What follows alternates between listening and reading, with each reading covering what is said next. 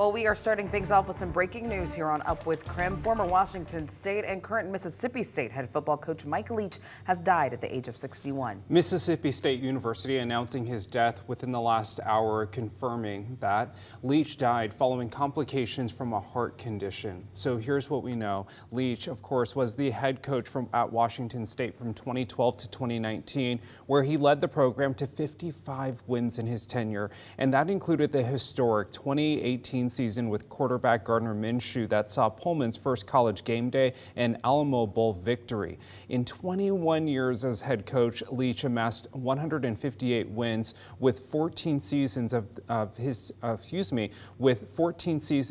team being in the AP Top 25 poll. He's obviously very well known for popularizing the air raid offense, which is used by football coaches all across the country. Current WSU head coach Jake Dickert spoke about the impact of Leach's legacy on the Palouse.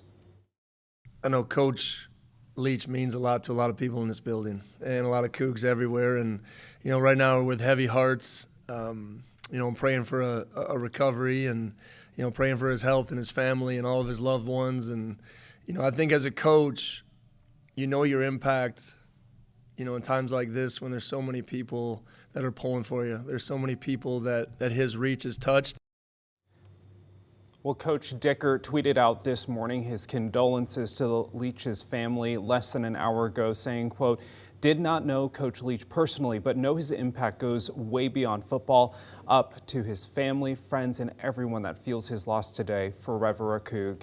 Sports journalist Bruce Feldman released this statement from Leach's family, which says in part, he was a giving and attentive husband, father, and grandfather.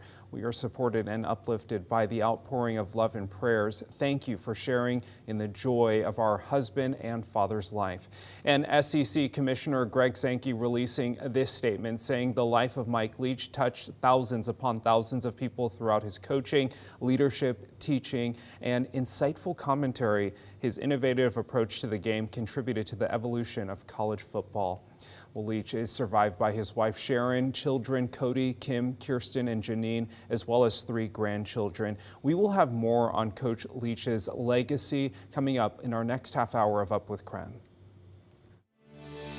A look at weather this morning. If you're waking up, heading out the door, you are going to be dealing with some morning fog. So let's take a look at exactly where this is affecting us. Just west of Spokane, all morning long is at half-mile visibility. Now that's improved a bit to 3-mile visibility here in Spokane, 4 miles, Deer Park, 5 miles, Coeur d'Alene, 2.5-mile visibility, and the worst right now seeing it, Pullman at half-mile visibility. This fog has been moving around a lot this morning, so it's going to depend on where you're driving to and where you're driving from as to how much this is going to affect you visibility-wise. Either way, though, there's moisture out there and freezing temperatures, which of course means potential ice on the roads. Take a look. This is the first time we've seen a little bit of light here. Sunrise just about 25 minutes away now. You can see now Silverwood, and it is chilly outside, 26 degrees and cloudy with that fog, of course. Across the region, 21 in Wenatchee, 17 in Moses Lake, 26 in Spokane, and 27 in both Sandpoint and Coeur d'Alene. Looking forward, besides the fog, we are pretty clear across our region.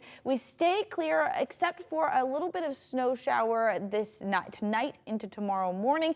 We do have that mostly affecting Sandpoint and the Bonners Ferry area right now. Just a few potential scattered flurries for the rest of us. New this morning, we do have a health alert to report. Starting today and through Friday, masks will be required at Wilson Elementary School for all students, staff members, and visitors. Yesterday, 30% of students were out sick with flu-like symptoms. According to the Spokane Regional Health District, masks are required in schools whenever 20% or more students are not in attendance due to respiratory illness. If anything changes, we will keep you updated here on Up with KREM and on our website, krem.com. Now, this guidance from SRHD comes as Western Washington health leaders issue new recommendations for masks indoors this winter. People living in King, Snohomish, and Pierce counties are advised to wear a mask indoors due to the high level of respiratory viruses that are circulating right now. They include things like the flu, RSV, and COVID. According to the Washington State Department of Health, flu deaths have surged, with 26 people dying at the beginning of this month.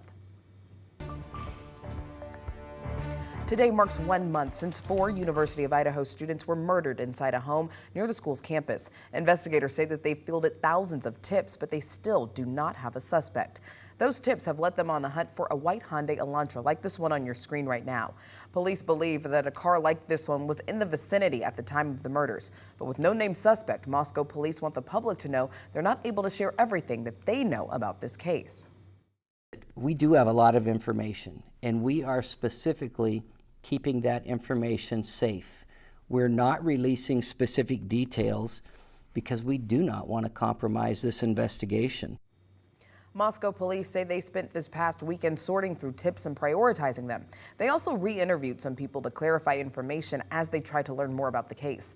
Officers are also spending considerable time going over video that was taken all over Moscow in the hours surrounding the murders. In the month since the murders, we've seen memorials all across the Northwest, including in Coeur d'Alene and Boise, as well as Moscow. The community is still mourning the loss of Kaylee Consalves, Madison Mogan, Xana Kernodle, and Ethan Chapin. In the early morning hours of November 13th, those 4 students were stabbed to death in a home near campus.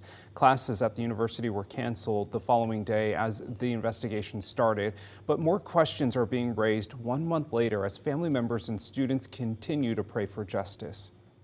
We're just heartbroken. We know it's just going to take time for everybody to heal, if that's possible. I just pray that it is.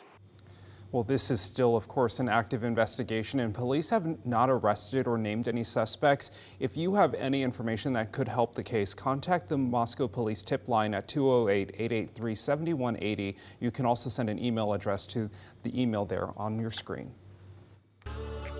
It's 7:07 right now. Let's take a look at your morning rush. More news in less time. This week, the U.S. Postal Service is hosting a virtual job fair to fill positions across the state of Washington. This 3-day event will run from Wednesday through Friday over Zoom. USPS will be hiring for city carrier assistants, rural carrier associates, retail clerks, and mail handlers. Again, these positions are for all over the state. The Spokane City Council has adopted their new 2023 city budget. In the budget, council agreed to add 30 additional firefighters to help ease workloads on current first responders. And they're also adding 9 commissioned police officers dedicated to traffic control with the hopes of lowering traffic fatalities. The City Council is also increasing their reserves by $200,000. Well, the Zags took on Northern Illinois last night in the Kennel, and Drew Timme was on fire for the Zags, scoring 26 points in the 88-67 big win. The Zags will next take on number 4 ranked Alabama in Birmingham this Saturday. Tip-off is scheduled for 10 a.m., and that game can only be seen on KREM 2. Well, check this out. This couple is definitely taking advantage of all the snow that's been coming down recently. Now, this couple lives out in Coeur d'Alene, and they built this 15-foot tall snowman right there in their front yard. You can tell how big the snowman is compared to the roof of their house. Now, he's definitely complete with a giant scarf, buttons, and even a big smile to greet all of the cars driving by. And that's a look at your morning rush.